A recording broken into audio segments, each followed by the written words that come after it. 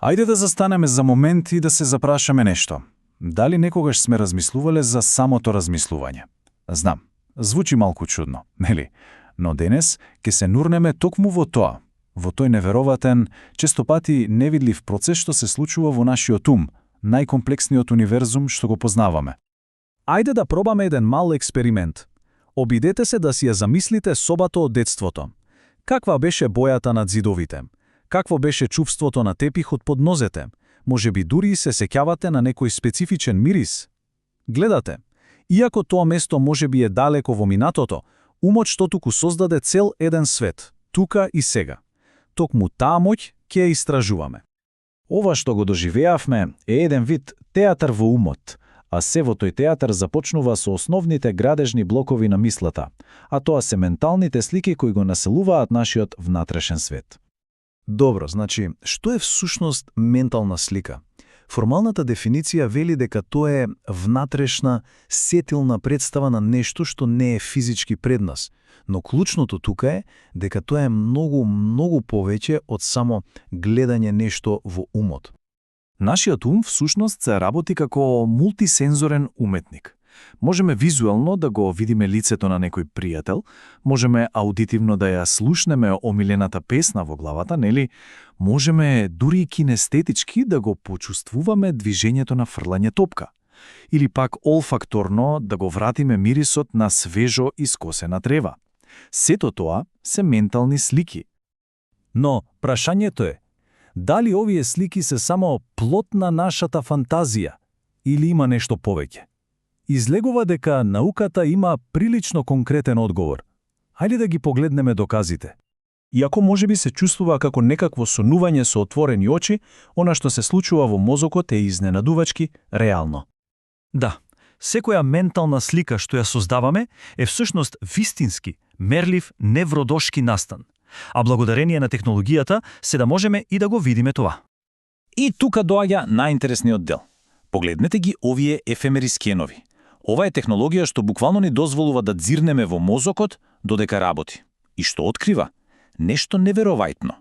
Кога некој ќе замисли нешто, да речеме јаболко, се палат истите, ама буквално истите делови од мозокот, како кога реално гледа во јаболко. Значи ова е доказот. Нашите ментални слики не се само некоја фантазија, тие имаат вистинска невролошка основа. Добро, ако умот е постојано преплавен со безброј вакви ментални слики, како тогаш не се губиме во тотален хаос? Како мозокот успева сето тоа да го организира? Одговорот лежи во нешто што го нарекуваме поим. Замислете го поимот како ментална папка во еден огромен датотечен систем. Таа папка ни овозможува да групираме слични нешто заедно.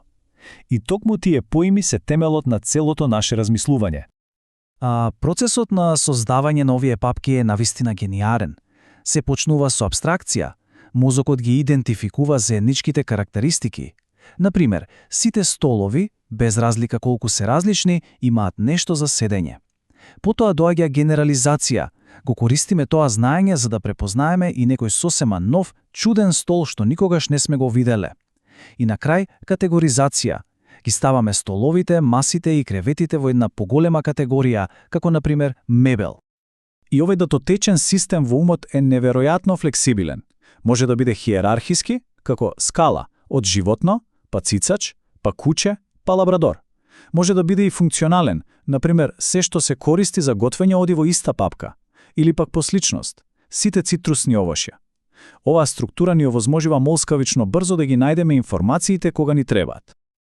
Ама, како мозокот одлучува што спаѓа во која категорија толку брзо? Епа сега доаѓаме до вистинскиот аха момент, до гениалната краткена што ја користи мозокот. Психологот Елинор Рош дошла до една револуционерна идеја. Таа вели дека нашите ментални категории не се ригидни кутии со строги правила. Напротив, тие се многу флексибилни и се засноваат на споредба.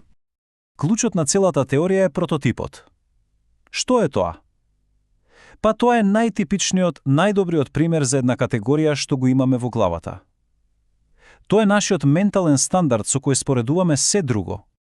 Да го земеме класичниот пример. Птица. Кога некој ќе каже птица, повеќето од нас веднаш помислуваат на нешто како врапче. Мало, лета, пее. Тоа е нашиот прототип. Сега, што е со нојот? Тој е голем, трча, не лета. Тој е помалку типична птица. А пингвинот? Тој пак воопшто не лета, туку плива. Сосема атипичен. Иако биолошки сите се птици, за нашиот ум врапчето е некако поптица од пингвинот. Се разбира дека е, но самото прашање ја покажува поентата. Границите на нашите категории се нејасни, флексибилни, не се строго дефинирани. Се сведува на тоа колку нешто е блиско до нашиот прототип. И целиот овој процес е речиси моментален и несвесен.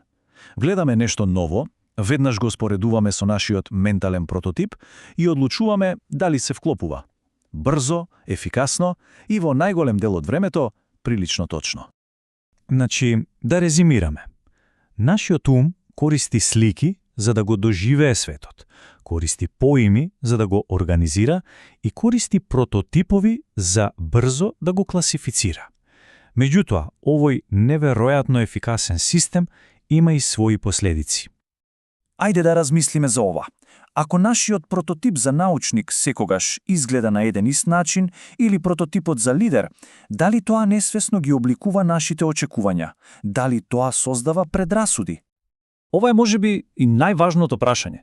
Дали имаме моќ свесно да влијаеме на ова?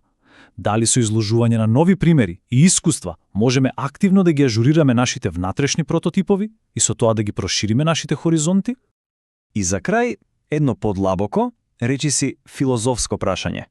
Што доаѓа прво? Зборот или мислата? Дали јазикот го обликува нашето размислување или размислувањето го создава јазикот? Дали постоењето на поиме предуслов за воопшто да можеме да размислуваме за нешто?